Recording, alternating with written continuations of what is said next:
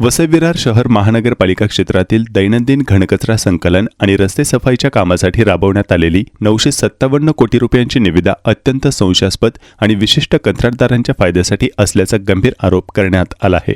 या पार्श्वभूमीवर शिवसेना उद्धव बाळासाहेब ठाकरे पक्षाच्या शिष्टमंडळाने आयुक्त पृथ्वीराज बीपी, महापौर अजू पाटील यांना पत्र दिले व उपमहापौर मार्शल लोपिस आणि विरोधी पक्षनेते मनोज पाटील यांची आज दुपारी भेट घेऊन ही निविदा तातडीने रद्द करण्याची आणि संपूर्ण प्रकरणाची चौकशी करण्याची आक्रमक मागणी केली आहे। जिल्हा प्रमुख प्रथमेश राऊत यांच्या नेतृत्वाखालील या शिष्टमंडळाने महापालिका प्रशासनाला दिलेल्या निवेदनातून हा संशयास्पद कारभाराची पोलखोल केली आहे। सध्या वसई विरार शहरात कचरा व्यवस्थापनाचा पूर्णपणे बोजवारा उडाला असून ठिकठिकाणी कचऱ्याचे ढीग साचले आहेत। यामुळे नागरिकांच्या आरोग्याचा गंभीर प्रश्न निर्माण झाला आहे। यापूर्वी 2 वेळा रद्द झालेली ही निविदा तिसऱ्यांदा प्रशासकीय राजवटीचा गैरफायदा घेत अत्यंत घाईघाईने मंजूर करण्यात आली। अधिकृत नोंदीनुसार 25 सप्टेंबर 2025 रोजी प्रशासकीय मान्यता मिळाल्यानंतर अवघ्या एका दिवसात निविदा प्रसिद्ध करण्यात आली।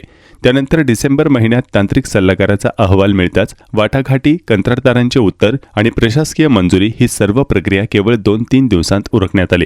15 डिसेंबर 2025 रोजी निवडणूक आचारसंहिता लागू होण्यापूर्वी काही तास आधी कंत्राटदारांना घाईघाईने स्वीकृती पत्र देण्यात आल्याने या संपूर्ण प्रक्रियेवर दाट संशय निर्माण झाला आहे।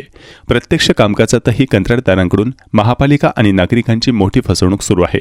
महापालिकेच्या 9 प्रभाग समित्या आणि 20 विभागांमधील सफाईसाठी किमान 1257 कामगार आणि कचरा संकलनासाठी 1379 कामगारांची आवश्यकता आहे। तसेच पालिकेची 65 कॉम्पॅक्टर आणि 120 टिप्पर वाहने लागतात। मात्र अधिक नफा कमवण्याच्या हेतूने कंत्राटदारांनी मनुष्यबळ आणि वाहनांच्या संख्येत प्रचंड कपात केली आहे। पुरेशी यंत्रणा उपलब्ध नसल्यामुळे शहरात दुर्गंधी आणि रोगराई पसरली आहे। यापूर्वी महासभेतही या निवेदनाच्या चौकशीची मागणी करण्यात आली होती, परंतु प्रशासनाने त्याकडे दुर्लक्ष केले। आता या 957 कोटींच्या संशयास्पद निविदेची आणि कर्मचाऱ्यांच्या कपातीची सखोल चौकशी करून विद्यमान कंत्राट रद्द करावे आणि आगामी महासभेत नवीन प्रस्ताव आणून पारदर्शक निविदा प्रक्रिया राबवावी अशी मागणी शिवसेनेने केली आहे। प्रशासनाने मागणीची त्वरित दखल न घेतल्यास महापालिकेवर तीव्र जन आंदोलन छेडण्याचा इशारा प्रथमेश राऊत यांनी दिला आहे।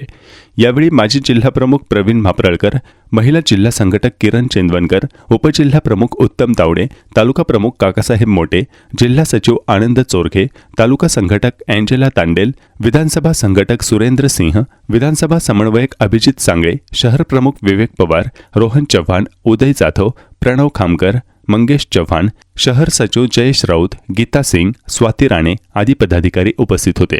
असेल की 957 कोटीचं घन कचरा व्यवस्थापनाचं निविदा ही वसई विरार महापालिकेने काढली होती। वसई विरार शहरातील महापालिका क्षेत्रातील जवळजवळ घनकचरा उचलणं, त्याच्यानंतर कचऱ्याच्या पेट्या पोचवणं, महिला हे जे असतं ते सोसायटीच्या माध्यमातून काढून नेणं, ही सर्व काम जे आहे ते या ठेकेदाराचं होतं। ठेकेदारांनी कुठल्याही प्रकारचं वसई विरारमध्ये काम केलेलं नाही आहे आणि संपूर्णपणे भ्रष्टाचार झालेला आहे। R&B कंपनीचा जो ठेकेदार आहे तो कुठल्या वरदहस्तानी काम करतोय किंवा इथे काय चाललं आहे हे सांगण्याकरता आम्ही आयुक्तांना पत्र दिलेलं आहे।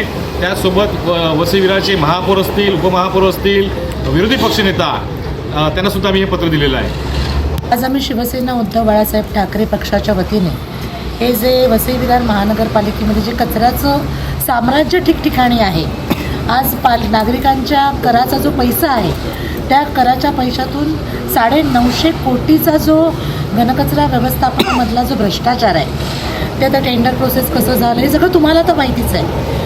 पण याचा डायरेक्ट परिणाम हे पावसाळ्याचा विषय आहे आणि याच्यामध्ये नागरिकांच्या आरोग्याशी महानगरपालिका खेळते।